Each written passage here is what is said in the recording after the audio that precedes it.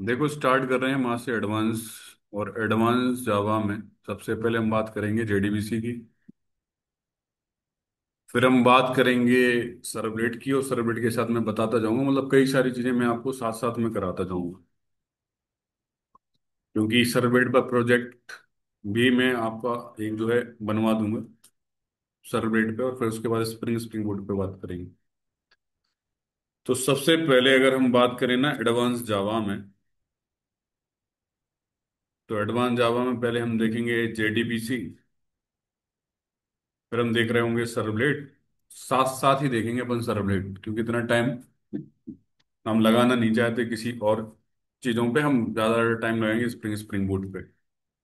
और दूसरा JSP. JSP सिर्फ बेसिक आपको इंट्रोडक्शन पता होना चाहिए, बेसिक आपको टैग्स पता होना चाहिए, क्योंकि जेएसपी का मतलब होता है it is basically combination of H T M L plus Java code. It is combination H T M L plus Java code.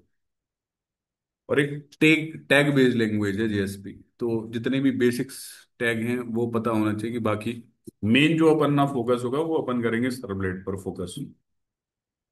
क्यों? क्योंकि अगर सर्वलेट पर फोकस हम कर लेंगे तो जब हम स्प्रिंग का एक मॉड्यूल पढ़ रहे होंगे जिसका नाम है स्प्रिंग वेब एमवीसी, वहां पर आपको यहाँ पर एक हेल्प मिल जाएगी कि आर्किटेक्चर क्या होता है, किस तरह से कौन सी चीज काम करती है।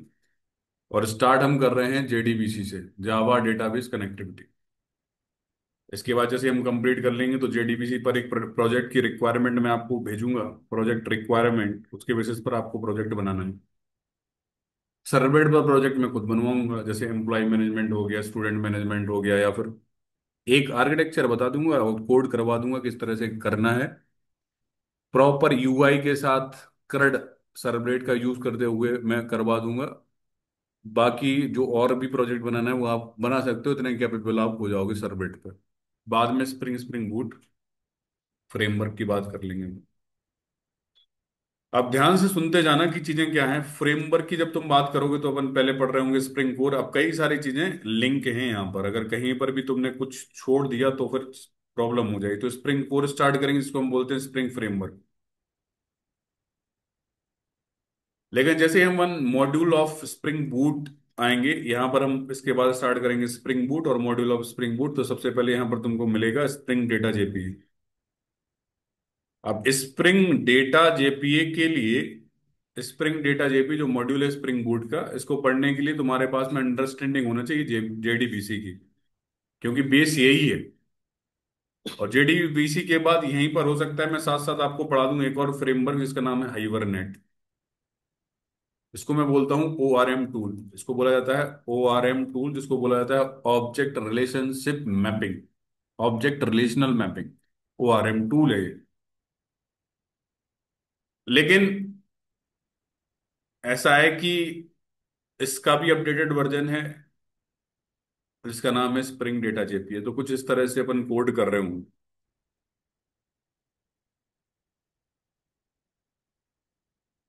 इसको बोला जाता है Java persistence API, data JP and spring data JP.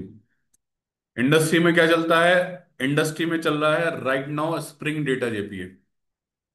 लेकिन कई कई सारी कंपनियां जो होती हैं वो मांगती हैं हाइबरनेट की, आपके पास में हाइबरनेट की नॉलेज होना चाहिए।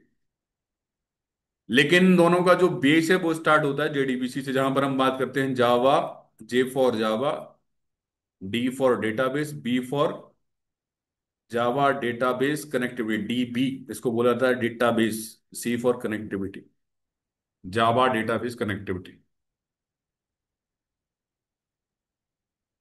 आप ध्यान से सुनना यहां पर, कनेक्टिविटी। जब तुम जावा डेटाबेस कनेक्टिविटी कनेक्टिविटी की बात करोगे तो तुम्हारे पास में डेटाबेस की जो है नॉलेज होना चाहिए। अब वो डेटाबेस या तो माई सिक्वल होगा, यानी कि डीबीएमएस की तुमने बात की होगी, पढ़ा होगा कभी कॉलेज में, डेटाबेस मैनेजमेंट सिस्टम। तो यहां पर या तो वो सिक्वल बेस्ड डेटाबेस हो सकता है जिसको तुम बोल देते हो माई सिक्वल, जहां पर डेटा जो स्टोर होता है वो टेबल के फॉर्मेट में होता है। जहां पर जो डेटा स्टोर होता है वो टेबल के फॉर्मेट में होता है। टेबल में रो और कॉलम होते हैं, डेटा कॉलम में स्टोर होता है। तो माई सिक्वल के अंदर, माई सिक्वल तो डेटाबेस का नाम है, और इस डेटाबेस को ऑपरेट करने के लिए जो लैंग्वेज यूज होती है वो होती है तुम्हारे पास में सिक्वल, जिसको तुम बोल देते हो structured query language. Structure query language, यहां पर एक फोकस करना है एक टर्मोलॉजी पे, जिसका नाम है क्वेरी। तुम बोलते हो कि जावा के अंदर तुम प्रोग्राम लिख रहे हो, तो वहां पर प्रोग्राम मतलब स्टेटमेंट जो लिखते हो वो प्रोग्राम कहलाते हैं, लेकिन जब सिक्वल के पर्सपेक्टिव से तुम बात कर रहे होते हो तो सिक्वल में जो स्टेटमेंट तुम लिख रहे हो तो वो प्रोग्राम नहीं कहलाते हैं, वो कहलाते हैं क्वेरी। फायर करना, क्वेरी को फायर करना। तो डेटाबेस की नॉलेज, जो नॉलेज है वो कम से कम इतना बेसिक नॉलेज तो होना चाहिए कि तुम्हें टेबल क्रिएट करना है, टेबल के अंदर डेटा को इंसर्ट करना है, डेटाबेस को क्रिएट करना आना चाहिए, डेटा को किस तरह से मॉडिफाई कर रहे होंगे अपन, ज्वाइंस क्या होंगे, ऑपरेटर्स किस तरह से काम कर रहे होंगे, उतना बेसिक अंडरस्टैंडिंग तो डेटाबेस के बारे में पता होना चाहिए। इनिशियली वो भी रिक्वायरमेंट नहीं है, इनिशियली ये है कि तुम्हारे सिस्टम के अंदर अगर तुम जेडीबीसी का कोई भी एक प्रोग्राम परफॉर्म कर रहे होगे, बना रहे होगे, तो पहले जो रिक्वायरमेंट है कि सिस्टम के अंदर तुम्हारे पास में कौन कौन से टूल्स होना चाहिए। अगर आप जेडीबीसी के प्रोग्राम की बात कर रहे हो, फर्स्ट प्रोग्राम अगर तुम जेडीबीसी का लिखना चाहते हो, तो वो कौन से टूल हैं जो तुम्हारे सिस्टम के अंदर होना चाहिए। तो पहला तो तुम्हारे पास में एक डेटाबेस इंस्टॉल होना चाहिए, वो हमारे पास में माई, क्योंकि मैं माई तो कराऊंगा। लेकिन ऐसा नहीं है कि आपको, आप किसी भी कंपनी में जाओगे तो माई सिक्वल पे ही काम कर रहा होगा। वहां पर हो सकता है कि पोस्टग्रे पे काम हो सकता है पीएचपी माई एडमिन पे काम हो सकता है उनका खुद का डेटाबेस है, हो सकता है ओरेकल पे काम कर रहे हो। मल्टीपल डेटाबेसेस की नॉलेज आपको हो ही जाती है अगर आप किसी एक डेटाबेस पे काम करना सीख लेते हो। एक तुम्हारे पास में होता है जिसको तुम बोल देते हो no sequel database. No sequel database, जैसे तुम्हारे पास में मोंगोडीबी का नाम तुमने सुना होगा, मोंगोडीबी। तो यहां पर अगर बात करें अपन माई सिक्वल, एक तो टूल तुम्हारे पास में एसक्यू माई सिक्वल को अंडरस्टैंड करने के लिए तुम्हारे पास में एसक्यूएल लैंग्वेज, दूसरा तुम्हारे पास में एक कोई एडिटर होना चाहिए। जहां पर तुम जावा के अपने प्रोग्राम लिख रहे हो तो तुम्हारे पास में इक्लिप्स है ही। नेक्स्ट क्या है कि बेसिकली जावा का प्रोग्राम तुम लिख रहे हो इक्लिप्स पे, यहां पर तुम राइटिंग द जावा प्रोग्राम लिख रहे हो। अब जावा एक अलग प्रोग्रामिंग लैंग्वेज है, सिक्वल एक अलग प्रोग्रामिंग लैंग्वेज है। जावा एक अलग प्रोग्रामिंग लैंग्वेज है और सिक्वल एक अलग प्रोग्रामिंग लैंग्वेज है। अब दोनों के बीच में कनेक्टिविटी करना है, तो जो तीसरा टूल तुम्हें यहां पर, तीसरी जो चीज की जरूरत पड़ेगी यहां पर, तुम्हें जरूरत पड़ेगी माई सिक्वल कनेक्टर जार। माई सिक्वल कनेक्टर जार की जरूरत पड़ेगी। जार का मतलब होता है basically collection of dot class file. सुनते जाना पहले तो अभी चीज, क्या बोला है इसको, क्या बोलते हैं अपन, MySQL connector jar collection of dot class file. अब यहां पर तुम्हारी जितने भी तुमने कोर के टॉपिक, सारे कोर के टॉपिक तुम्हें यहां पर देखने को मिलेंगे, चाहे वो एक्सेप्शन हैंडलिंग हो, चाहे वो कुछ भी हो। जितने भी तुम कोर में अभी मैंने सारे टॉपिक पढ़ाए हैं, तो इतने टूल तुम्हारे पास में होना चाहिए। माई सिक्वल का इंस्टॉलेशन तुम्हारे सिस्टम के अंदर, एडिटर इक्लिप्स तुम्हारे पास में है ही, और माई सिक्वल कनेक्टर जार, इसको करना होता है बिल्ड पाथ के थ्रू अपने प्रोजेक्ट के अंदर, बिल्ड बिल्ड पाथ के थ्रू अपने प्रोजेक्ट के अंदर इसको बिल्ड करना होता है। जब आप बात करते हो कि तुम्हारे पास में एक चीज होती है जिसको तुम बोल देते हो क्या, सॉफ्टवेयर प्रोजेक्ट। आखिरकार सॉफ्टवेयर प्रोजेक्ट क्या होता है, स्टार्ट करते हैं यहां से। जेडीबीसी सेशन 1, अभी तो इंट्रोडक्शन हमने देखा। तो पहला क्वेश्चन आता है, what is software project. What is software project. तो सॉफ्टवेयर का मतलब क्या होता है, collection of programs is called as software project. Multiple जब तुम प्रोग्राम बनाते हो और उसके बेसिस पर जो सॉफ्टवेयर डेवलप होता है उसको आप बोलते हो सॉफ्टवेयर प्रोजेक्ट। तो इसको बोला जाता है collection of programs. Programs is called as software project. In industry, अगर इंडस्ट्री की अपन बात करें, we can see three types of project. Three types of project, अगर तुम बात करो इंडस्ट्री की, सॉफ्टवेयर इंडस्ट्री की अगर बात करो, तो तीन तरह के प्रोजेक्ट तुम्हें वहां पर दिखते हैं, सॉफ्टवेयर प्रोजेक्ट। वो कौन कौन से सॉफ्टवेयर प्रोजेक्ट हैं? एक तो होता है जब तुम किसी कंपनी में जाते हो, तो ये रेयर चांस है कि तुमको एक ऐसा प्रोजेक्ट मिल जाए जो बिल्कुल तुम्हें स्क्रैच से डेवलपमेंट करना हो। बहुत रेयर चांस है, 1% चांस है कि तुम्हें ऐसा प्रोजेक्ट वहां पर मिले कि तुम बिल्कुल स्क्रैच से डेवलप कर रहे होगे। तो पहला प्रोजेक्ट जो दिखाई देता है, that is called scratch development.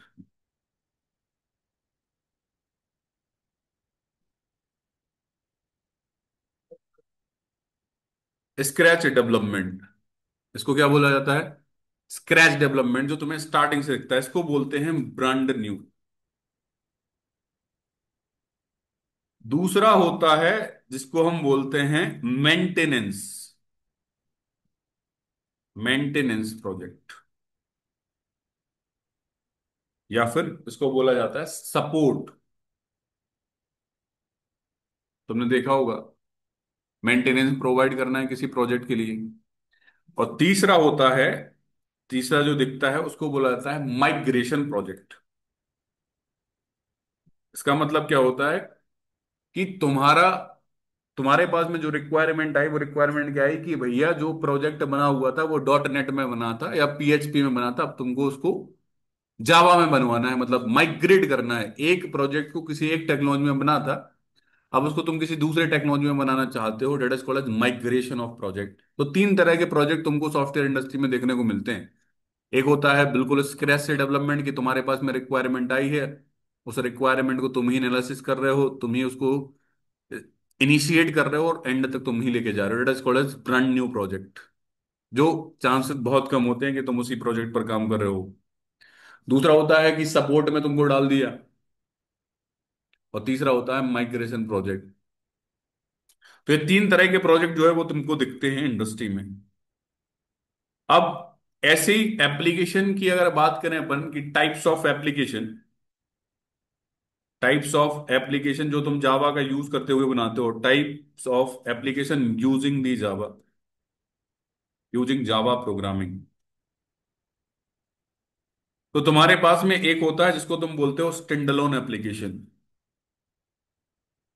Standalone application, standalone application का मतलब क्या होता है? स्टैंड अलोन, नाम ही उसका है स्टैंड अलोन, जो अकेला है। ऐसे एप्लीकेशन जो तुम कोर जावा टेक्नोलॉजी का यूज करते हुए बनाते हो, या फिर ऐसी एप्लीकेशन जो एक मशीन पर रन होती है, that is called standalone application.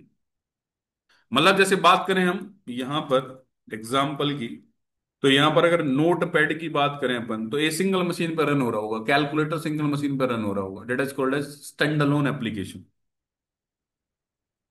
दूसरा तुम्हारे पास में होता है जिसको तुम बोलते हो वेब एप्लीकेशन।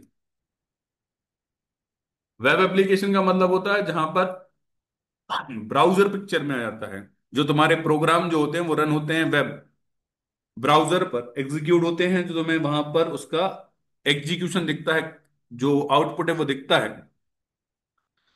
इस वेब एप्लीकेशन का मतलब होता है कि मल्टीपल यूजर एक ही समय पर एक ही टाइम पर उस एप्लीकेशन को एक्सेस कर पा रहे होंगे, जैसे फॉर एग्जांपल फ्लिपकार्ट। तो multiple user at a time उस एप्लीकेशन को क्या कर पा रहे होंगे? एक्सेस कर पा रहे होंगे, that is called as web application. और वेब एप्लीकेशन, फॉर एग्जांपल यहां पर हमने बोला google.com, हमने फॉर एग्जांपल बोल दिया यहां पर फेसबुक, और भी मल्टीपल यहां भी तुम वेबसाइट दे सकते हो। और थर्ड जो तुम्हारे पास में होता है जिसको तुम बोलते हो डिस्ट्रीब्यूटेड, डिस्ट्रीब्यूटेड एप्लीकेशन, जिसका मतलब होता है, डिस्ट्रीब्यूटेड एप्लीकेशन का मतलब होता है बेसिकली कि जब मल्टीपल मशीन या मल्टीपल सर्वर या फिर मल्टीपल वेबसाइट या फिर मल्टीपल प्रोडक्ट आपस में कम्युनिकेट कर रहे होते हैं, प्रोडक्ट तो नहीं, मल्टीपल मशीनें जब आपस में कम्युनिकेट कर रही होती हैं, जैसे फॉर एग्जांपल एग्जाम्पल की बात करें यहाँ पर जीपे, गूगल पे की बात करें, या फिर अगर मैं बात करूं यहाँ पर फोन पे की, या फिर मैं बात करूं यहाँ पर स्विगी की, या फिर मैं बात करूं यहाँ पर जोमेटो की। ये जोमेटो एक अलग, जोमेटो जो है वो एक एप्लीकेशन है। जोमेटो एक एप्लीकेशन है। जोमेटो ने इंटरेक्ट किया बैंकिंग एप्लीकेशन से। बैंकिंग का एसबीआई का अपना एक एप्लीकेशन है, बड़ोदरा का अपना एक एप्लीकेशन है। जोमेटो ने रेस्टोरेंट से कम्युनिकेट किया, रेस्टोरेंट का अपना एक एप्लीकेशन है। तो जहां पर मल्टीपल एप्लीकेशन या फिर जहां पर मल्टीपल मशीनें आपस में कम्युनिकेट कर रही होती हैं, मतलब बिजनेस टू बिजनेस जहां पर बातचीत चल रही होती है, जैसे जोमेटो जिसने भी बनाया, जोमेटो बनाया क्यों? क्योंकि वहां से वो बिजनेस अर्न करना चाहता है, बिजनेस इनिशिएट करना चाहता है, बिजनेस जनरेट करना चाहता है। जोमेटो ने कम्युनिकेट किया, रेस्टोरेंट ने भी अपना एक एप्लीकेशन बनाया होगा बिजनेस को बढ़ाने के लिए, सिंपल सी बात है। तो वो भी एक एप्लीकेशन है, वो भी एक बिजनेस है। बैंक ने अपना एक एप्लीकेशन बनाया होगा, एसबीआई का अपना है, योनो, तुमने नाम सुना होगा, योनो एसबीआई। वो भी अपना एक एप्लीकेशन है बैंकिंग का। तो एक एक एप्लीकेशन दूसरी एप्लीकेशन के साथ बातचीत कर रहा होगा, बिजनेस टू बिजनेस। जीपे है, गूगल पे, इसने बैंक से बात की होगी, जीपे का अपना एक गूगल पे अपना एक एप्लीकेशन है, that is called as B2B, business to business. Flipkart तुमने यूज किया, that is called as C2B। तुम क्लाइंट हो, क्लाइंट ने एक बिजनेस को एग्जीक्यूट किया, वहां पर तुमने एक फ्लिपकार्ट ओपन किया, वहां से तुमने कुछ बिजनेस करवाया फ्लिपकार्ट को, that is called as client to business. तो ये different different type of application आप जावा का हेल्प करते हुए बना सकते हो। एंटरप्राइज एप्लीकेशन, डिस्ट्रीब्यूटेड एप्लीकेशन के लिए जावा फेमस है बनाने के लिए। जितनी भी लार्ज एप्लीकेशन होते हैं, जितने भी डिस्ट्रीब्यूटेड एप्लीकेशन होते हैं, जितने भी लेयर्ड आर्किटेक्चर पर आप एप्लीकेशन बनाते हो, बड़े ब्रॉड वास्ट, जहां पर मल्टीपल फंक्शनैलिटी, जितनी भी बैंकिंग एप्लीकेशन है वो सारे के सारे जावा में बने होंगे। रेलवे एप्लीकेशन जावा में बने होंगे, जहां पर मल्टीपल फंक्शनैलिटी हो रही है, मल्टीपल चीजें आपस में हो रही हैं कनेक्ट। तो enterprise application, web application, distributed application के लिए जावा फेमस है बनाने की। अब बात आती है कि हम जब क्लाइंट को, सॉफ्टवेयर इंडस्ट्री की बात हो रही है कि जब हम क्लाइंट को अपना सॉफ्टवेयर डिलीवर करते हैं तो वो किस फॉर्मेट में होता है। तुमने एप्लीकेशन बना लिया, तुमने सॉफ्टवेयर बना लिया, तुम अभी कोड कर रहे हो, कोड मतलब प्रोग्राम तुम लिख रहे हो। तुमने प्रोग्राम लिखा, मल्टीपल प्रोग्राम्स लिखे, मल्टीपल स्टेटमेंट्स लिखे, मल्टीपल प्रोग्राम मतलब सॉफ्टवेयर बना लिया तुमने। असेंबल करना होता है, असेंबल इन द सेंस कि इंटीग्रेट करना होता है तुम्हें। जावास्क्रिप्ट, रिएक्ट आना चाहिए, एंगुलर आना चाहिए, यूआई डिजाइन करना है, बैकएंड डिजाइन करना है, डेटाबेस डिजाइन करना है, सब कुछ तुमने कर करू के बना लिया। तो उसको अब तुम्हें सॉफ्टवेयर प्रोजेक्ट को डिलीवर करना होता है क्लाइंट को, तो वो किस फॉर्मेट में करते हो आप? तो next, how to deliver project to client. आखिरकार आप जो प्रोजेक्ट है उसको कैसे डिलीवर कर रहे होगे क्लाइंट को। तो जैसे अगर तुम्हारे पास में स्टैंडअलोन एप्लीकेशन है, अगर तुम्हारे पास में स्टैंडअलोन एप्लीकेशन है, तो इसका मतलब होता है एक प्रोजेक्ट जो which runs only one machine, one machine, that is called as standalone. और जो स्टैंडअलोन प्रोजेक्ट होते हैं, इसको हम जो डिलीवर करते हैं, we will deliver as jar file. आई यहां पर नाम जार फाइल, जिसको बोला जाता है जावा archive.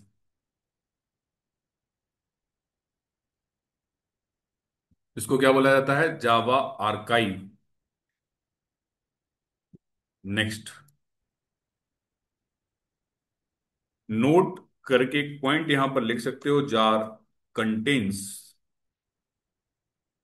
Collection of dot class file.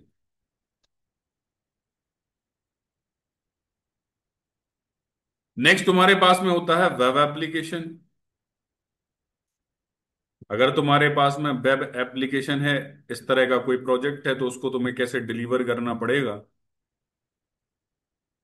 Web application का मतलब होता है क्या? जिसको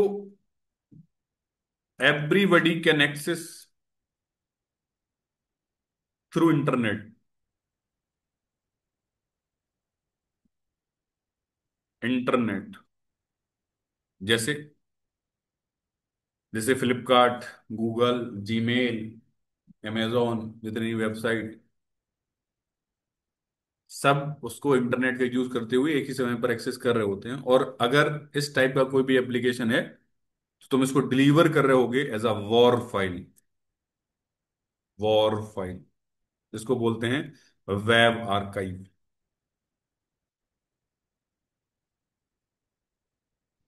web archive, we will deliver be web application, we will be delivered as war file. Next, हमारे पास में होता है इंटरप्राइज एप्लीकेशन।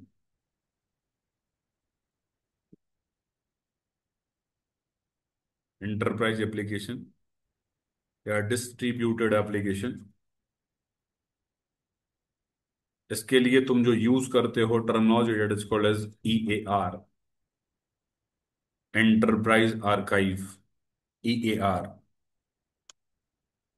Enterprise archive.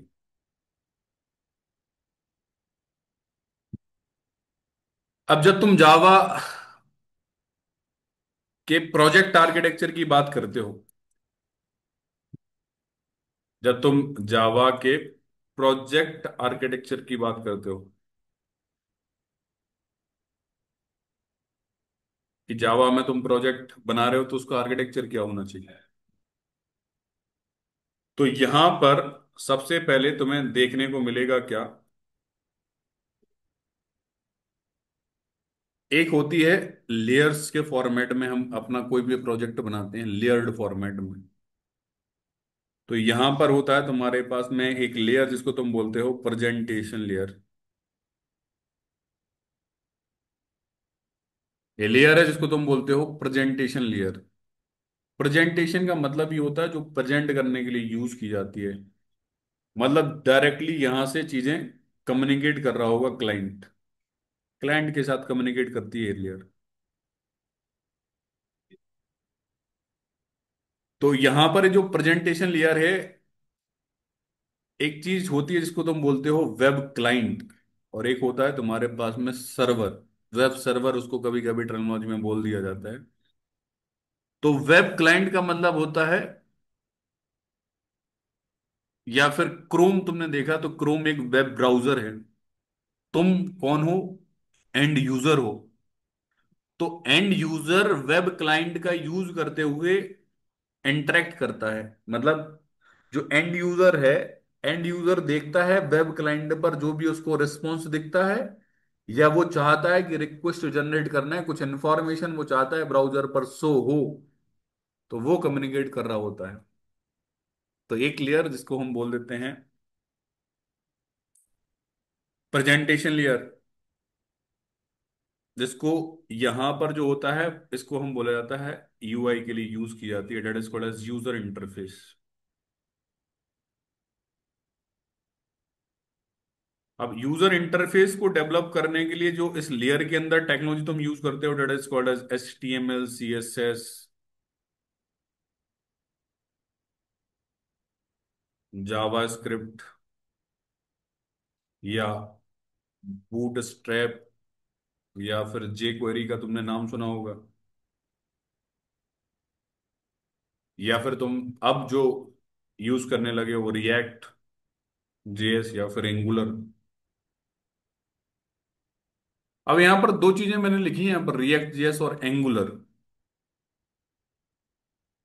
तो रिएक्ट जो है वो है एक लाइब्रेरी, और एंगुलर एक है फ्रेमवर्क। जावा के आर्किटेक्चर के जैसे ही एंगुलर का आर्किटेक्चर होता है, इसलिए जावा के साथ कई बार एंगुलर की डिमांड होती है। ऐसा नहीं आप फ्रंट एंड को डेवलप करना है तो आप एंगुलर में ही डेवलप करो, रिएक्ट में नहीं कर सकते, ऐसा कुछ नहीं है। लेकिन एक होती है कि एंगुलर के साथ उसकी कंपैटिबिलिटी सही रहती है। दूसरा तुम्हारे पास में होता है वेब लेयर। और एक तुम्हारे पास में होता है परसिस्टेंस लेयर। परसिस्टेंस लेयर का मतलब क्या होता है? ऐसी लेयर जो डायरेक्टली डेटाबेस के साथ इंटरेक्ट कर रही हो। ऐसी लेयर जो डेटाबेस के साथ इंटरेक्ट कर रही हो। ये हमारे पास में डेटाबेस।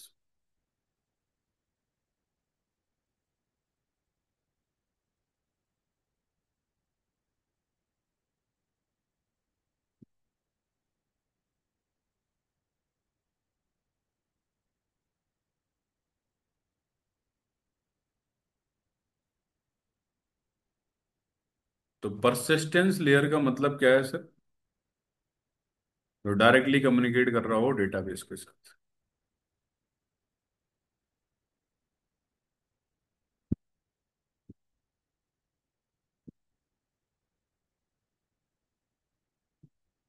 अब ये डेटाबेस है, तुम्हें पता ही है। हम डेटाबेस जो यूज कर रहे होंगे वो माई सीक्वल यूज कर रहे होंगे। और डेटाबेस का मतलब जहां पर तुम डेटा को स्टोर कर रहे होगे टेबल के फॉर्मेट में। डेटाबेस का मतलब क्या कि जहां पर डेटा स्टोर्ड है परमानेंटली फॉर्मेट में, that is called as database. Dump area.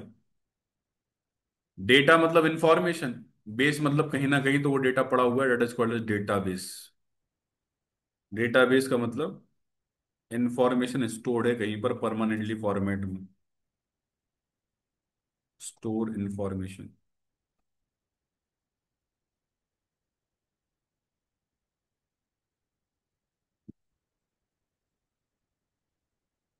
Information stored किस फॉर्मेट में? टेबल फॉर्मेट में।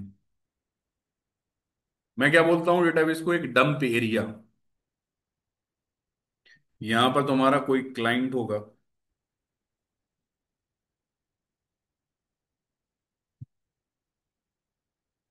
यहां पर तुम्हारा कोई क्लाइंट होगा।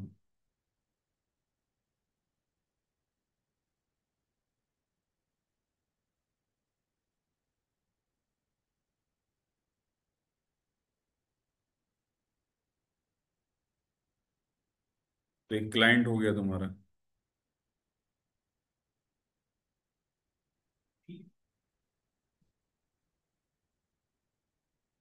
अब इसको क्लाइंट बोल दो या फिर इसको एंड यूजर बोल दो। मैंने बोल दिया इसको end user. End user UI पर, यूआई मतलब HTML CSS जावास्क्रिप्ट की बेसिस पर तुमने जो डेवलप किया हुआ, that is called as user interface. किसी भी एप्लीकेशन का यूजर इंटरफेस। फ्लिपकार्ट ओपन किया, तुम्हें आया वहां पर ऐड टू कार्ट, तुम्हें आया वहां पर व्यू, वहां पर तुम्हें दिखा प्रोडक्ट, वहां पर तुमको दिखा मल्टीपल प्रोडक्ट दिख रहे हैं तुम्हें वहां पर। तुम्हें साइन इन करने के लिए एक फॉर्म ओपन हो रहा है। वो सब कुछ डेवलप हुआ है किसमें? टेक्नोलॉजी में, जिसको हम बोल देते हैं यूआई टेक्नोलॉजीज। वो सब कुछ डेवलप हुआ है किसमें? यूआई टेक्नोलॉजीज में। ए इसको हम बोलते हैं presentation layer, it is called as presentation. इसको बोलते हैं, sorry, persistence layer. Persistence, persistence का मतलब होता है डेटा परसिस्ट कर देना। परसिस्ट का मतलब होता है डेटा को स्टोर करना। Persistence layer. ये जो लेयर होती है, इसका पर्पज ही होता है कि ये डेटाबेस के साथ कम्युनिकेट करे डायरेक्टली। यहां से सपोज समझो कि यहां से डेटा तुमको यूआई पे ले जाना है। इस माई सिक्वल डेटाबेस के अंदर जो भी तुमने इंफॉर्मेशन स्टोर की होगी, इसको तुम यहां पर यूआई पर दिखाना चाहते हो। मतलब यहां से डेटा यहां पर आया होगा, यहां से डेटा यहां पर आया होगा, यहां पर वैलिडेशन लगा रखा होगा तुमने, बिजनेस लॉजिक लिखे होंगे। यहां से डेटा आ रहा होगा यहां पर, और यहां से एंड यूजर को दिख रहा होगा। Yes or no? That is called as project architecture.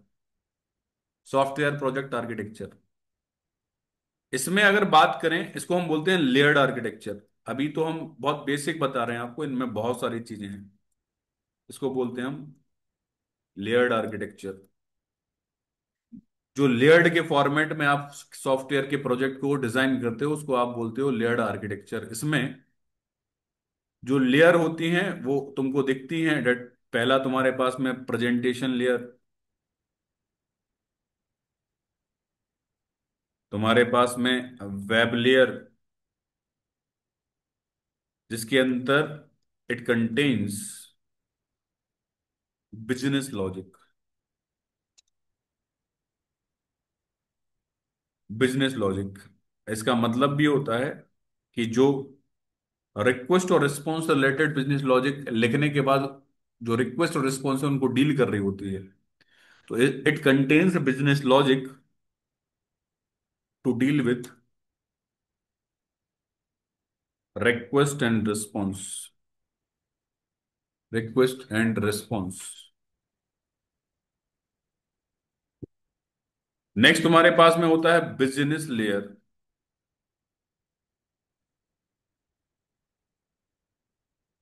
Business layer का मतलब होता है इट कंटेन्स बिजनेस लॉजिक कौन से?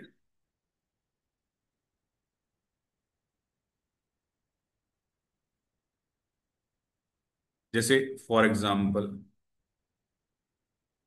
वैलिडेशन, फॉर्म वैलिडेशन की, जो भी यूजर ने जिस समय वेबसाइट को लॉगिन किया था उस टाइम पर जो उसने यूजर आईडी और मेल आईडी डाली थी और जो पासवर्ड डाला था वो करेक्ट है या नहीं, कि वापस से तुम्हें ओपन करना भी है कि नहीं करना है उसको।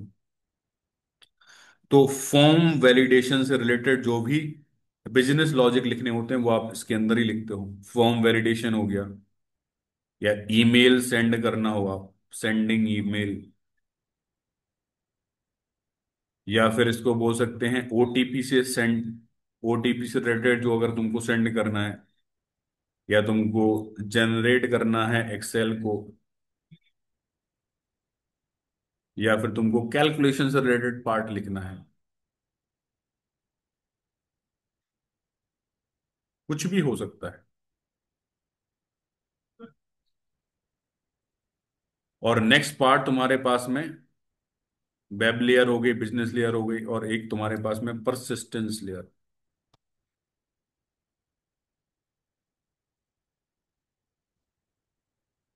जिसमें तुम लिख रहे होगे it contains, it contains logic to communicate with the database.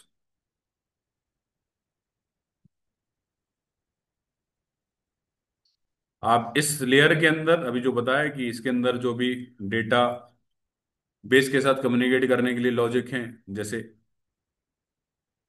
JDBC, जैसे स्प्रिंग जेडीबीसी, जैसे हाइबरनेट, जैसे डेटा जेपीए। जेडीबीसी एक टेक्नोलॉजी है, बाकी सब तुम्हें यहां पर दिख रहे होंगे वो फ्रेमवर्क का पार्ट है। वो सब एक फ्रेमवर्क का पार्ट है। इसको बोला जाता है प्रेजेंटेशन लेयर।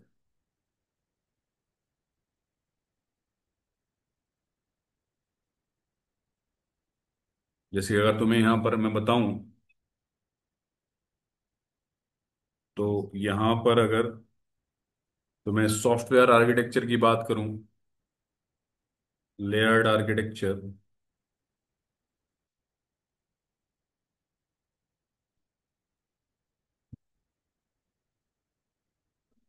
तो यहां पर तुम्हें इमेज सेक्शन में जाके मैं तुम्हें एक्सप्लेन करता हूँ चीजें किस तरह से काम कर रही हूँ।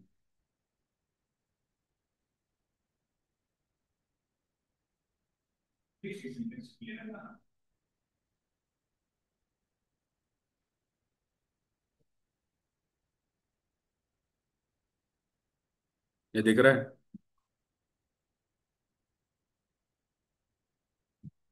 प्रेजेंटेशन लेयर देखी, बिजनेस लेयर देखी, परसिस्टेंस लेयर देखी, और डेटाबेस जो तुम्हारे पास में है। तो प्रेजेंटेशन, बिजनेस और परसिस्टेंस, इसके अंदर वो लॉजिक तुम लिख रहे होगे जो डेटाबेस के साथ कम्युनिकेट करने के लिए एसेंशियल पार्ट होंगे। यहां पर तुम वैलिडेशन से रिलेटेड लिख रहे होगे, और यहां पर यूआई के बाद वो ऑब्जेक्ट को फॉर्म करने के बाद दिखाना कैसे है एंड यूजर को, वो तुम पार्ट लिख रहे हो। कोई और सही यहां पर दिख जाए तो, अब ये दिख रहा है client controller, service layer, repository layer. तो ये रेपोजिटरी लेयर बोली जाएगी स्प्रिंग के फॉर्मेट में, अभी तुम बोल रहे हो इसको परसिस्टेंस लेयर, लेकिन यही जब फ्रेमवर्क के लेवल पर आएगा तो उसको बोला जाता है रेपोजिटरी। ये देख रहे कंट्रोलर, इसको बोला जाता है प्रेजेंटेशन, जैसे ही तुम स्प्रिंग के फॉर्मेट में आओगे तो उसको बोला जाता है कंट्रोलर लेयर। यहां पर बिजनेस लेयर बोला जाता है नॉर्मली, लेकिन स्प्रिंग के फॉर्मेट में इसी को बोला जाता है सर्विस लेयर। तो सब कुछ वैसा ही है जो अभी हम पढ़ रहे हैं एंड तक। यहां पर तुमको दिख रहा होगा कि किस तरह से यहां पर कम्युनिकेशन किया जा रहा होगा।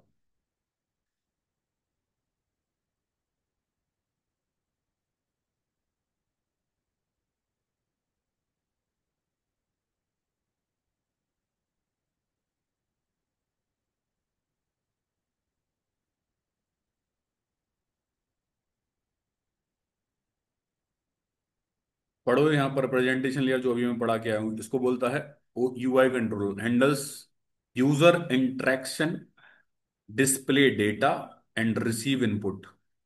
तुम एंड यूजर हो, तुमने फ्लिप अभी मैंने एक वेबसाइट ओपन की, फ्लिपकार्ट, या फिर मैं यहां पर एक वेबसाइट ओपन करता हूं जिसका नाम है मेक माई ट्रिप। ध्यान से देखना, मेक माई trip.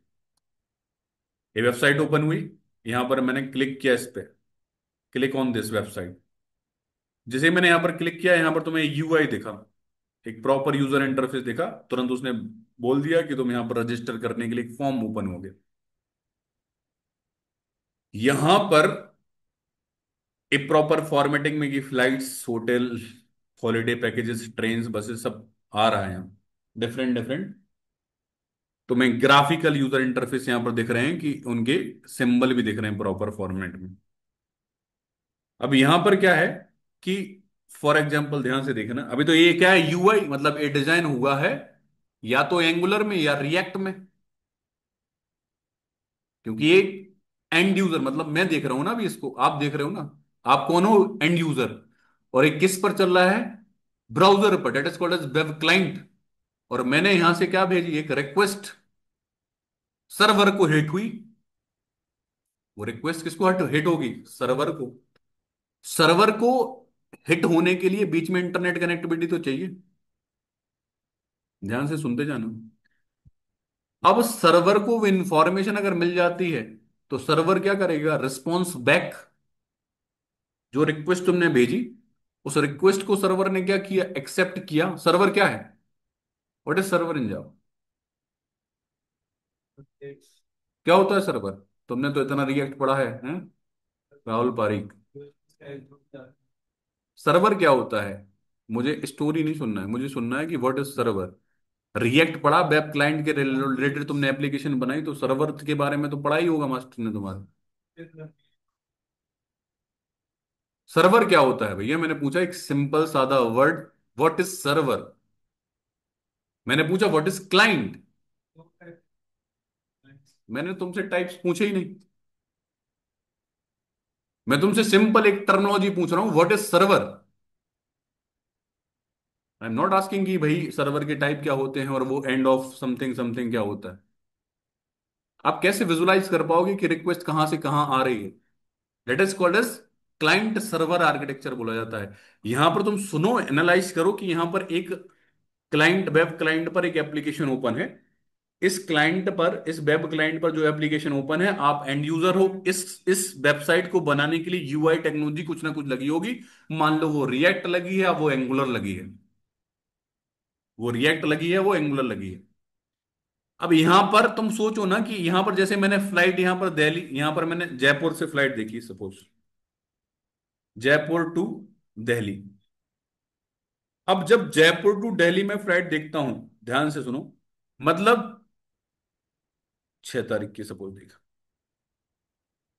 Student, arm force, senior citizen, जो भी है, मतलब जयपुर टू दिल्ली जितनी भी फ्लाइट्स होंगी उनसे रिलेटेड डेटा कहीं ना कहीं तो स्टोर्ड होगा ना। इंफॉर्मेशन है कि कितनी फ्लाइट्स हैं, कौन सी सीट वैकेंट है। टिकट तुमको करवाना है तो पहले तुम अवेलेबिलिटी भी तो चेक करोगे कि आखिरकार खाली है नहीं है, वैकेंट सीट है या नहीं। मतलब इंफॉर्मेशन 6 नवंबर की कहीं ना कहीं तो स्टोर्ड है। एक वेब एप्लीकेशन जो है अभी डायनेमिक वेब एप्लीकेशन है, स्टैटिक वेब एप्लीकेशन नहीं। स्टैटिक का मतलब होता है जहां पर कंटेंट फिक्स्ड होता है, it is called as static web application. तुमने देखा, तुम पढ़ते हो जीएफजी की वेबसाइट से, या फिर तुमने पढ़ा W3 स्कूल से, तो वहां पर तुम जितनी भी टेक्सुअल इंफॉर्मेशन होती है, जहां पर सिर्फ और सिर्फ टेक्स्ट बेस्ड इंफॉर्मेशन होती है, जो आज लिखा हुआ है वहां पर तुम 10 साल बाद देखोगे तो वही लिखा होगा, जिसमें कोई मॉडिफिकेशन नहीं दिख रहा है तुमने फ्लिपकार्ट पे देखा अभी तुमने, दिवाली गई है तो तुमने देखा था कि सेल स्टार्ट हो गई थी, प्रोडक्ट पर छूट आ गई थी, इतने इतने, हर चीज तुम्हें डिस्प्ले हो रही थी, मतलब रन टाइम पर कई सारी चीजें तुम्हें डिस्प्ले होने लगी थी। फिक्स नहीं है, चेंज हो रहा है, क्योंकि अब तुम जयपुर से दिल्ली में देखोगे तो हो सकता है कि अभी फ्लाइट कैंसिल भी हो, कभी फ्लाइट में सीट ही ना हो, तो तुम्हें वो इन्फॉर्मेशन वहां पर शो हो जाएगी। तुमने ट्रेन का टिकट देख लिया, मतलब एक इन्फॉर्मेशन जो है वो कहीं ना कहीं तो स्टोर्ड है, मतलब डेटाबेस के अंदर स्टोर्ड। अब वो डेटाबेस के अंदर स्टोर्ड है कि वो क्लाउड पे स्टोर्ड है, मतलब एक ऐसी जगह है जहां पर डेटा रखा तो हुआ है।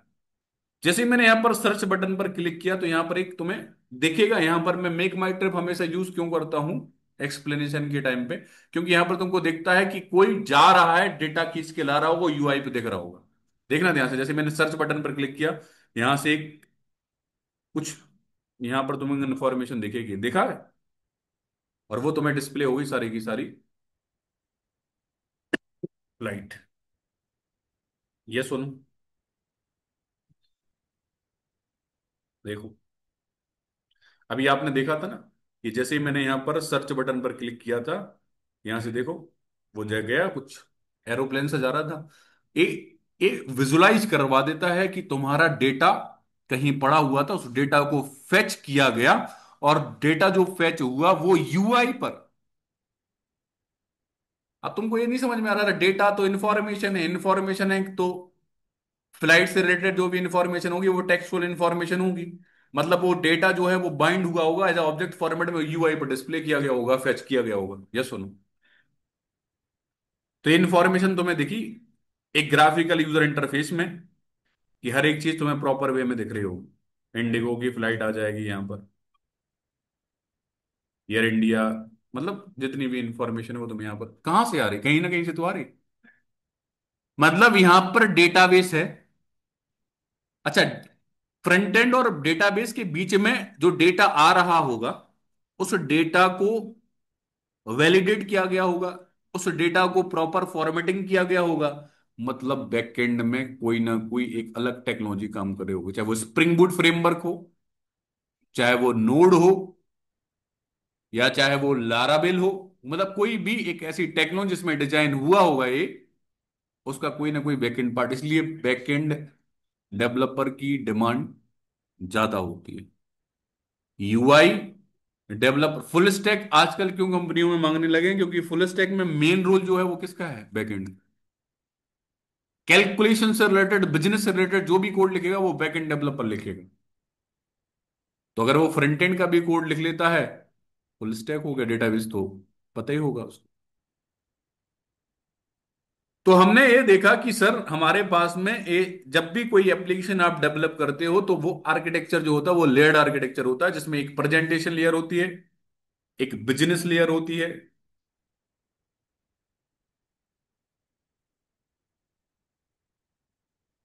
और जिसमें एक परसिस्टेंस लेयर होती है। ये सारी लेयर आपस में कम्युनिकेट कर रही होती है, ये सारी लेयर आपस में क्या कर रही होती है, कम्युनिकेट कर रही होती है।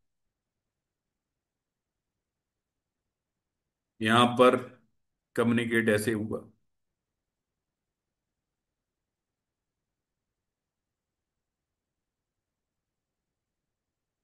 यहां से यूजर ने एक रिक्वेस्ट भेजी, यूआई का यूज करते हुए, जो तुम्हें अभी दिखा था मेक माई ट्रिप, यूजर इंटरफेस ने क्या किया, ये रिक्वेस्ट जा रही है यहां से,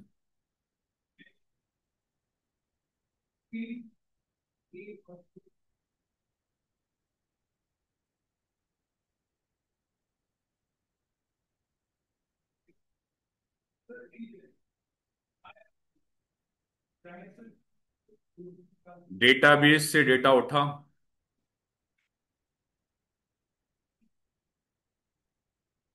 यहां से डेटा इस पर्टिकुलर लेयर पर गया होगा, यहाँ रैप हुआ होगा ऑब्जेक्ट में, यहां से रिस्पॉन्स गया होगा यूआई पे, और यूआई पे जाने के बाद जो क्लाइंट है तुम्हारा उसको रिस्पॉन्स दिख रहा होगा प्रॉपर। अरे ये सुनो, अरे हाँ है ना, अभी तुम्हारा जो पार्ट है, एक तो पार्ट तुमको प्रिपेयर करना है, ए वाला पार्ट, इसमें भी अगर बात करें जाए तो इसमें पहला पार्ट ए आता है कि तुमको डेटाबेस से रिलेटेड इंफॉर्मेशन पता होना चाहिए, तब जाके तुम कनेक्टिविटी की बात कर पाओगे। तुम्हारा ये पार्ट हो ही चुका होगा। अगर तुम यहाँ पे पढ़ रहे होगे तो तुम्हारे पास में जो यूजर इन जो इंफॉर्मेशन से रिएक्ट तुम्हारा जावा स्क्रिप्ट या एचटीएमएल सीएसएस, ये क्वेरी बूट स्टेप तुम्हें शायद नहीं पढ़ाया गया होगा, लेकिन ये पार्ट तुम्हारा कवर हो गया होगा। हम देखेंगे डेवलप करना ये वाला पार्ट। तुम्हें तीनों पार्ट दिख रहे होंगे, तीनों लेयर दिख रहे होंगे, किस तरह से कौन से पार्ट में क्या करना होगा तुम। अरे हाँ है ना। अब नेक्स्ट फॉर्मेट जो स्टार्ट करते हैं अपन, ए वो होता है कि अगर हम बात करते हैं कि स्टैंडअलोन एक एप्लीकेशन है और उसको अगर क्लाइंट को तुमको भेजना है या क्लाइंट को तुमको सेंड करना है, डिलीवर करना है, तो तुम्हें उसको एज अ जार फाइल में भेजोगे। तो क्वेश्चन ये उठता है कि आखिरकार जार क्या होती है। तो तुम्हें पता चला कि jar as a contents of dot class file. तो क्वेश्चन ये उठता है कि तुम जार को क्रिएट कैसे करते हो, how to create jar, jar file. आखिरकार तुम जार को कैसे क्रिएट करोगे। तो jar stands for Java archive. Next format कि jar contains dot class file. Next thing syntax, क्या आखिरकार हम जार को क्रिएट कैसे करते हैं। तो तुम्हें मैंने जब स्टार्ट किया था जावा कोर पढ़ाना, तब मैंने बताया था कि तुम कंपाइल कैसे करते हो, तब मैंने बताया था कि आप एग्जीक्यूट कैसे करते हो। तो यहां पर एक सिंटेक्स यूज करते हैं जिसका सिंटेक्स है जार। फिर हम यहां पर यूज करते हैं CVFE। सबसे पहले जैसे तुम लिखते थे ना जावा सी फाइल नेम डॉट जावा, वैसे यहां पर यूज करते हो पहले जार एक कमांड है, जावा सी एक कमांड है और जावा एक कमांड है। तो ऐसे यहां पर जार लिखा तुमने, यहां पर फिर लिखा CVFE। फिर तुम यहां पर लिखते हो जार फाइल का नाम, jar file name dot jar. अब यहां पर इस कमांड को अपन एक बार एक्सप्लेन करते हैं कि किस तरह से इस कमांड का यूज कर रहे होंगे। तो यहां पर जो जार है वो कमांड है। दूसरा यहां पर जो सी है, सी का जो मीनिंग है, सी मीन्स क्रिएट। यहां पर जो वी है, वी का मतलब होता है वर्बोस, बताऊंगा इसमें वर्बोस। एफ का मतलब होता है फाइल और ई का मतलब होता है एंट्री पॉइंट। इतना हालांकि पढ़ाने का मतलब वही है कि हम थोड़ा सा चीजें आपको एक्सप्लोर करते हुए चल रहे हैं कि क्या है, क्यों है, कैसे है। नहीं तो मैं डायरेक्टली यहाँ पर JDBC का प्रोग्राम भी लिखवा सकता था, डायरेक्टली कम्युनिकेट करवा सकता था। लेकिन जब मैंने बात की सॉफ्टवेयर इंडस्ट्री में क्या होता है, प्रोजेक्ट क्या होता है, किस तरह से प्रोजेक्ट डिजाइन होता है, किस तरह से डिलीवर होता है, तो वो तुम्हें पता होना चाहिए। तो वो किसी भी कंपनी में जाओगे तो तुम्हें बहुत हेल्प होगी उससे रिलेटेड। तो CVFE में सबसे पहले हमारे पास में होता है create verbose, F for file, E for entry point. अगर तुम्हें किसी भी जार को एग्जीक्यूट करना है, how to run jar file, तो आप रन करने के लिए यूज करते हो यहां पर सिंटेक्स। सबसे पहले यहां पर लिखते हो जावा, फिर यहां पर लिखते हो यहां पर हाइफन जार, और उसके बाद jar file name, jar file name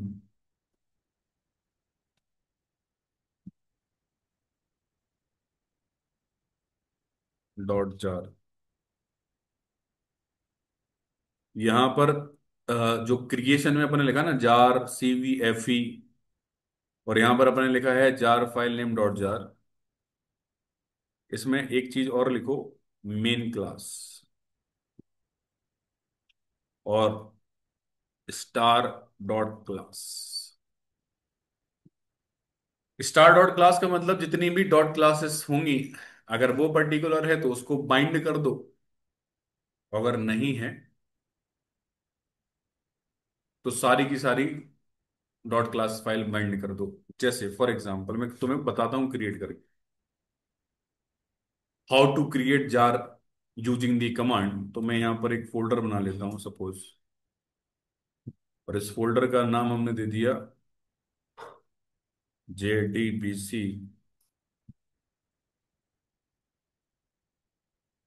learn. और इस फोल्डर के अंदर मैं राइट क्लिक करता हूँ, ओपन करता हूँ इस फोल्डर को। तो इसके अंदर मैं जाता हूँ और एक एक टेक्स्ट फाइल बना लेता हूँ सपोज। और टेक्स्ट फाइल का मैंने यहाँ पर एक जावा फाइल बनाई, जावा, और नाम दिया है यहाँ पर मैंने इसका डेमो।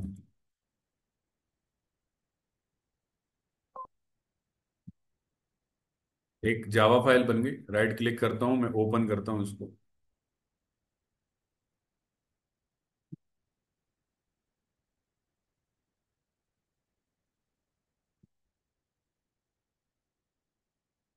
और मैंने यहाँ पर एक क्लास लिखी, क्लास डेमो के अंदर डेमो ही लिख दी, public class demo, bracket open bracket close.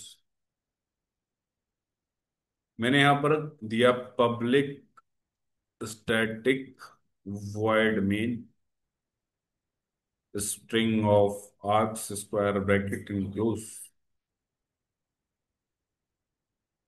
Bracket open bracket close. और यहां पर मैंने अपना नाम प्रिंट कराया, system dot out dot print L N, double quote के अंदर मैंने बोला हेलो प्रसू।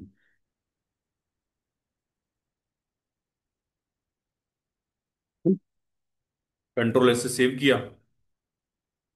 अब मुझे इसको कंपाइल करना है, तो मैंने यहाँ पर कंपाइल कमांड प्रॉम्प्ट ओपन किया इसी लोकेशन पे।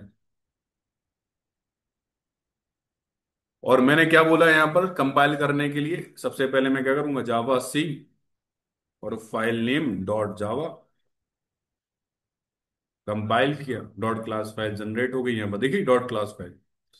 अब जब डॉट क्लास फाइल बन गई तो डॉट जावा का कोई मतलब तो है नहीं। क्या मतलब है? क्योंकि डॉट क्लास के अंदर, डॉट क्लास तो उसी का तो बाइट कोड है भैया। डॉट क्लास जो है वो डॉट जावा का ही तो बाइट कोड है जब इसको तुमने कंपाइल किया है। अब तुम्हें क्या करना है, जार, जार का मतलब क्या होता है, डॉट क्लास फाइल का कलेक्शन। तो अब इस डॉट क्लास फाइल को तुम्हें रैप करना है एक पर्टिकुलर फोल्डर के अंदर, एक पर्टिकुलर फाइल के अंदर, इसका नाम क्या है, जार। तो तुम्हें इसको जार क्रिएट करना पड़ेगा। तो मैंने क्या कमांड बोली थी यहाँ पर, सबसे पहले यूज क्या करोगे, जार, उसके बाद CVFE, उसके बाद file name dot jar, file name क्या है यहाँ पर, डेमो डॉट जार। इसके बाद मेन क्लास, मेन क्लास तो वो खुद डेमो है। अरे मेन क्लास जिसके अंदर मेन मेथड होती है, मेन क्लास वही तो हो गई। तो तुमने यहां पर दिया जार CVFE और स्टार लगा के तुमने लिख दिया डॉट क्लास। स्टार मतलब जितनी भी उस पर्टिकुलर फोल्डर के अंदर फाइल हैं डॉट क्लास से रिलेटेड, वो सारी सारी पैक हो जाना चाहिए। तुमने चलाया इसको कमांड, कमांड चली।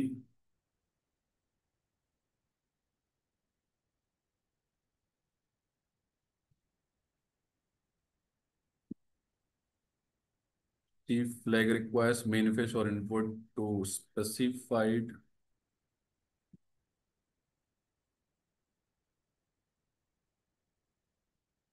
use an existing manifest file, my manifest, and achieve all the files in the foo directory in foo classes.jar,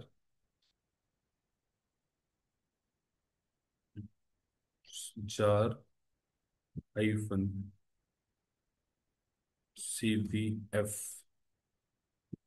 and हमने नाम दे दिया सपोज टेस्ट डॉट जार, और हमने यहाँ पर दे दिया स्टार डॉट क्लास। बन गया, आया टेस्ट डॉट जार।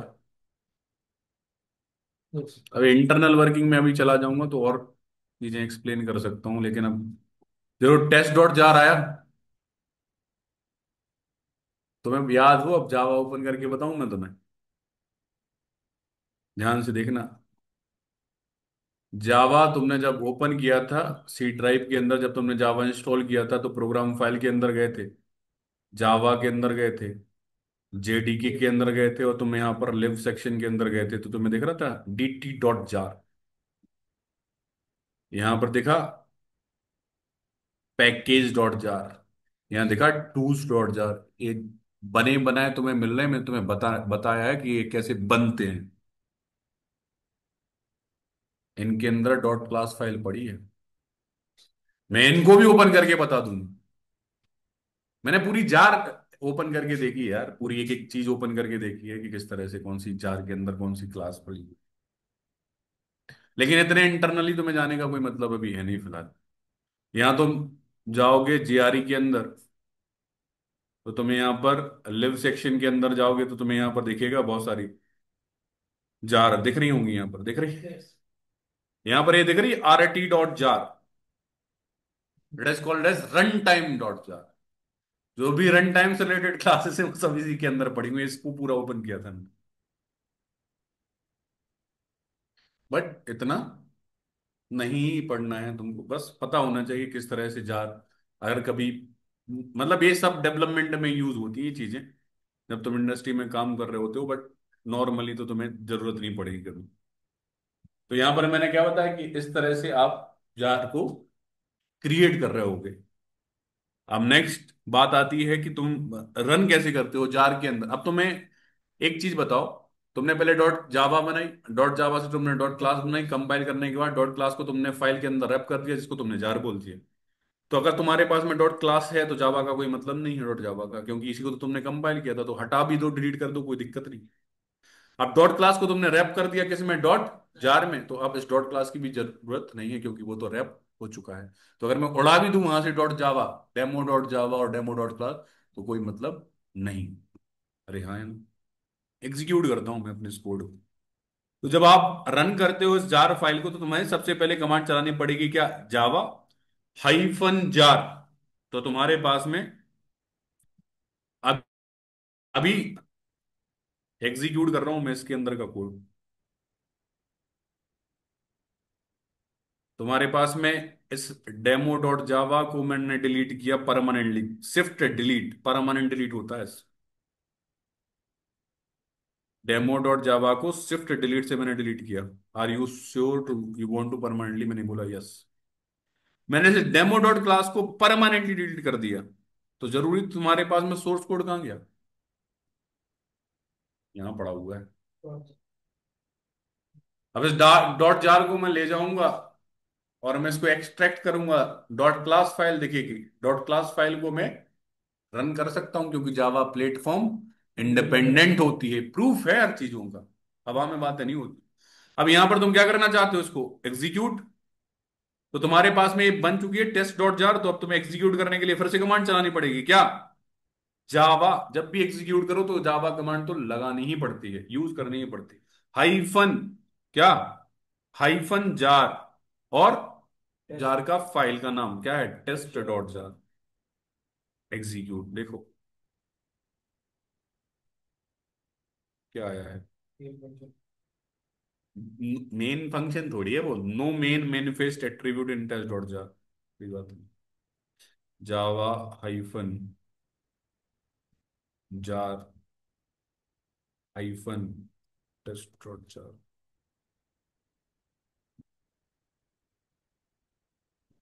CLS। और इसके अंदर तुम जाओ तो तुमने यहां पर यूज किया कमांड जावा -jar स्पेस टेस्ट.जार।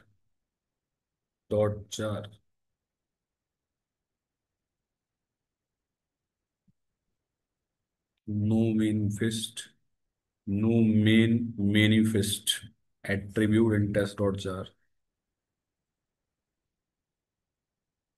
एक मिनट, इसको एक्सट्रैक्ट करते हैं। लिखो एक और command, extract, how to extract the jar. तो सबसे पहले तुमने लिखा जार, फिर कमांड लगाई -XVF। XVF, फिर लिखा तुमने टेस्ट डॉट जार, इसको तुमने एक्सट्रैक्ट कर दिया, आया। आगे देखो, डेमो डॉट क्लास, उस फाइल को ही एक्सट्रैक्ट कर दिया तुमने, तो डेमो क्लास के अंदर अब डॉट जावा तो निकल ही गया, डॉट जावा का तो कोई मतलब भी नहीं। एग्जीक्यूट करते हैं अब jar, Java hyphen jar test dot Java, sorry, test dot jar. एक मिनट, जावा डेमो, एग्जीक्यूट किया, hello Prasoon, Java hyphen jar space test dot jar,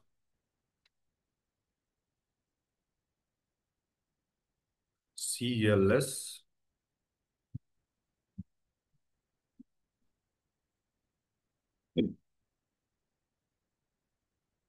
Java hyphen jar test dot jar.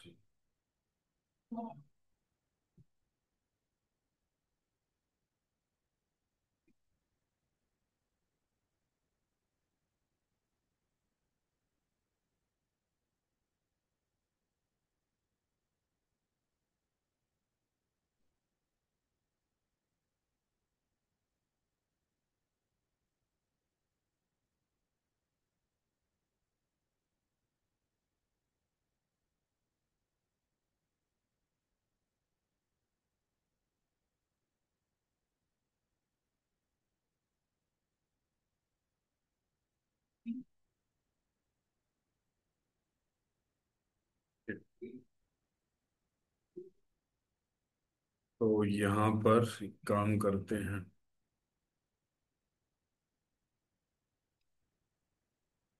Delete मारा मैंने इस jar को, और इसी location पे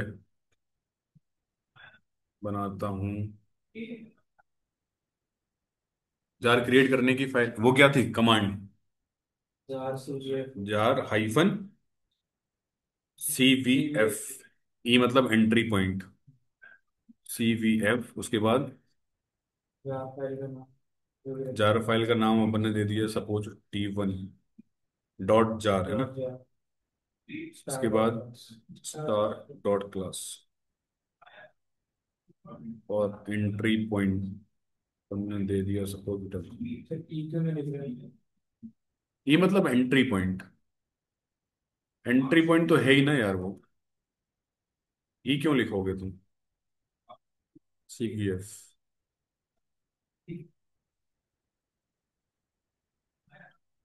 no such file और डायरेक्टरी। अच्छा, अब jar Java hyphen jar T1 dot Java, पता नहीं,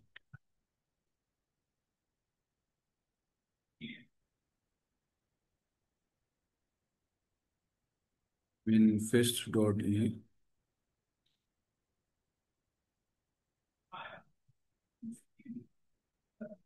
T1 डॉट जार, एग्जीक्यूट तो होना चाहिए इसको, एंट्री पॉइंट को से तो नहीं, इसको फर्क तो नहीं पड़ता यार,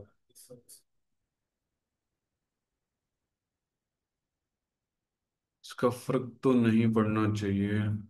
Specified class does not exist is incorrect, or the main class attribute thus the JVM class contains the published static void main method that should be to resolve this issue, we need to ensure that main class attribute is correctly specified. मैं विंजार new payment programme Excel,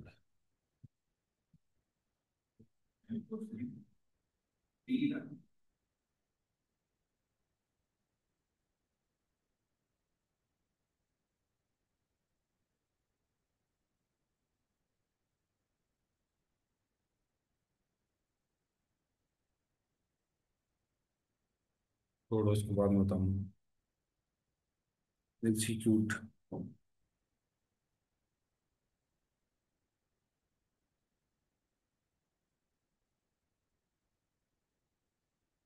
वो तो चाहिए यार।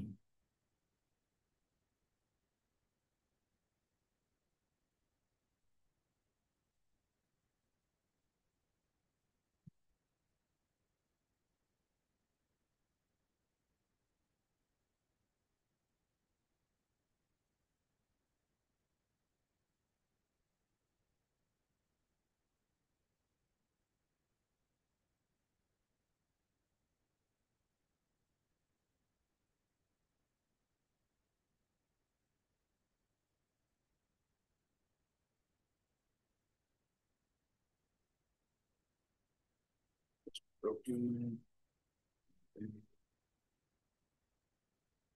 और जावा।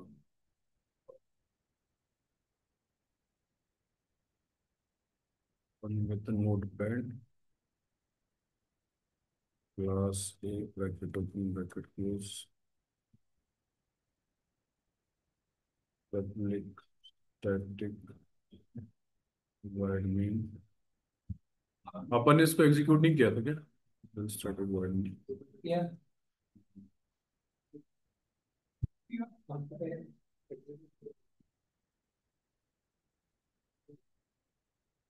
System dot out dot println और double coat के अंदर मैंने अपना नाम कंट्रोल एस एमडी ओपन किया।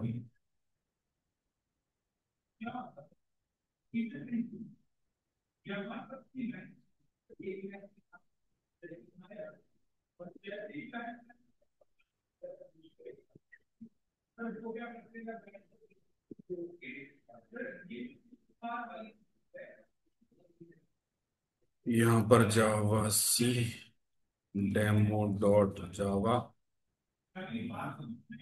ठीक है। जावा ए चल गया। 4 CVF और नाम दे दिया अपन ने टेस्ट या फिर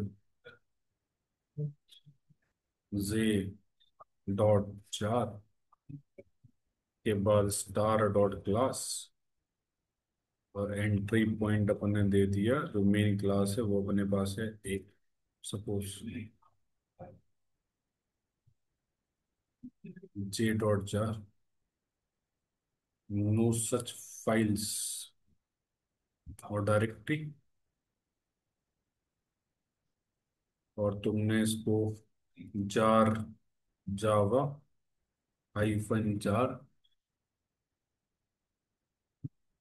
नाम है J dot 4 no main fist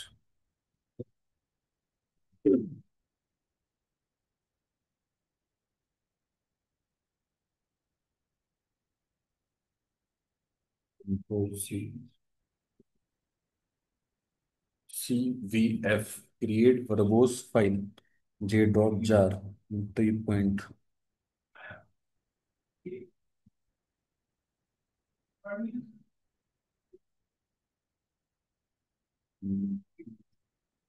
A dot class added and jar Java jar J dot jar.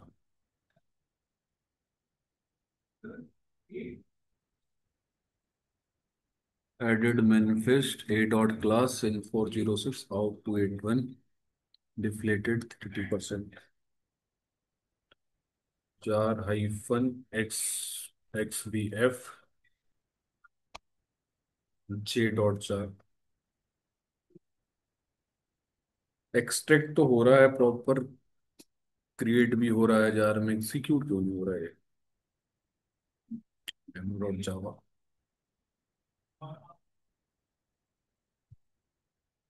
जावा जावा जावा जावा जावा और जे डॉट जार।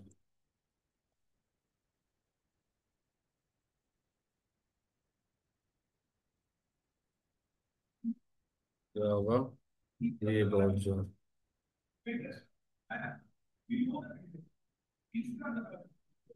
जावा हेल्पिंग कोई पहुंचा, छोड़ो, बाद में देखेंगे। एग्जीक्यूट नहीं हो रहा, टास्क लिख लो कि तुम्हें क्या क्या करना है इसके बेसिस पे।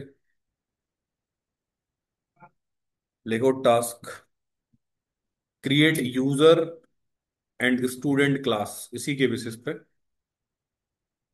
मतलब इसके बेसिस पे क्या क्या करना है। टास्क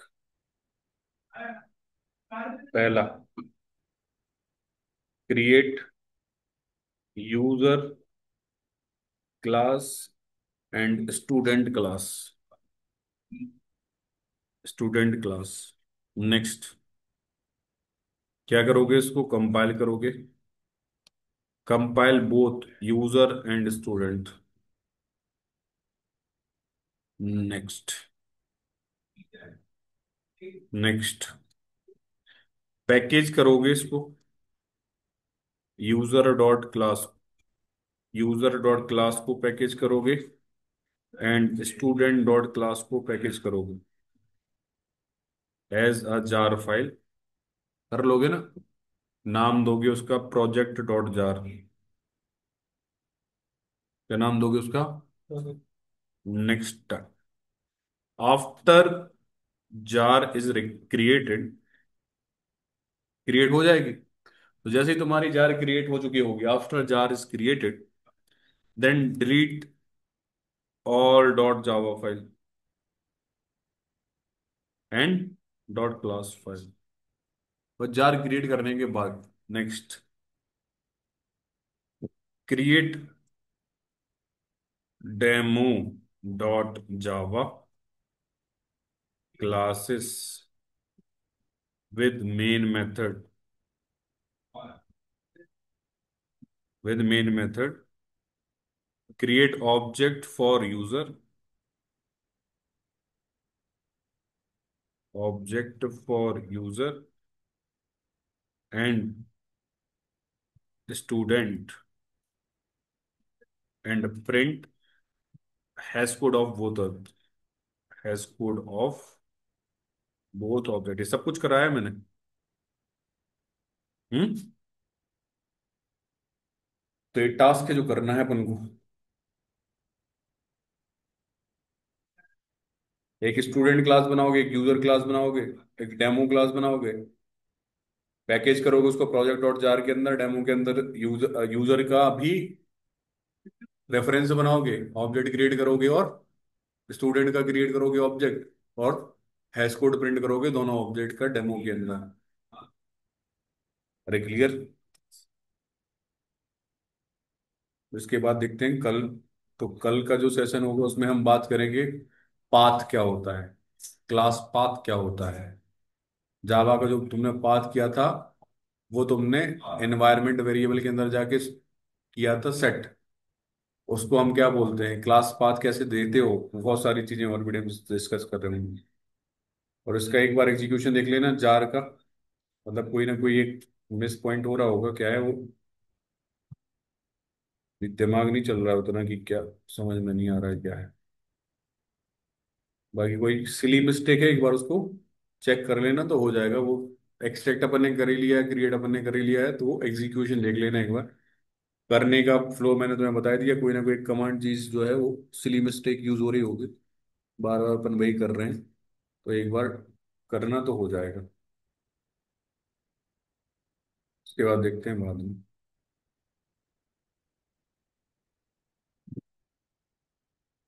आज मैंने जो जेडीबीसी है वो प्रॉपर फॉर्मेट में स्टार्ट कर दिया है। अभी हम प्रोग्राम स्ट्रक्चर पे नहीं आए हैं कि किस तरह से प्रोग्राम डेवलप करना है। इसके लिए मैं तुम्हें एक दो दिन, 3 दिन का टाइम देता हूँ, जब तक हमारा ये चल रहा है पार्ट। इसमें तुम डेटाबेस की थोड़ी बहुत अंडरस्टैंडिंग कर लोगे, नहीं आती है, बाकी जो मैं करवाऊंगा वो डेवलपमेंट के साथ ही करवाऊंगा। लेकिन मैं बताऊंगा ना कि डेटाबेस में ये सब चीज़ें कैसी क्या होती हैं, डायरेक्टली मैं काम करूंगा, तो इतनी इन्फॉर्मेशन कर लो, ले लो कहीं से भी, मैं तुम्हें बता दूंगा कहाँ से कैसे क्या करना है अभी थोड़ी देर बाद। उसके बाद फिर डायरेक्टली अपन डेवलपमेंट वाले पार्ट पे आ जाएंगे।